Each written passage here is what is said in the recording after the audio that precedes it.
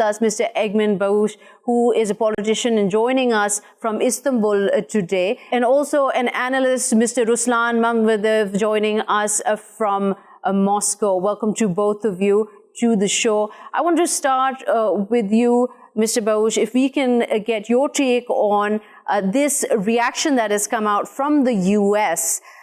Does this mean that these kind of sanctions that Turkey is being threatened with by the U.S. is going to slow down the operation in Syria?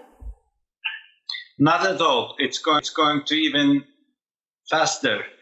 It's going to increase our determination to go ahead with the operation, because we're trying to protect our national interest. We're trying to clear the area of terrorist elements, and the border of Turkey was full of ISIS, Al-Qaeda, Daesh, YPG, PKK terrorists, and we have told our allies. We are very grateful that the United States withdrew its troops from the region, so it gave us an easier working ground.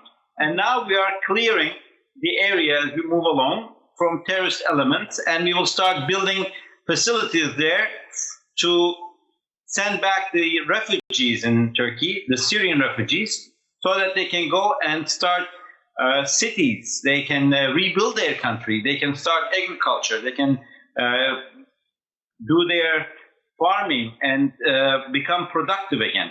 So, but what is Turkey's plan in terms of those over 160,000 as OCHA accounts that are displaced? Is there any plan to protect the Kurds who are living in this thin strip on the border?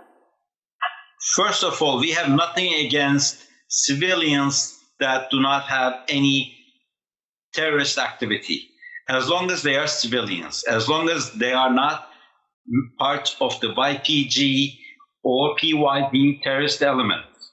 We have no issues whatsoever with them. As a matter of fact, we want to bring more civilians into the region and turn that area into the refugees in Turkey right now, the 3.5 million refugees, you want to bring them back?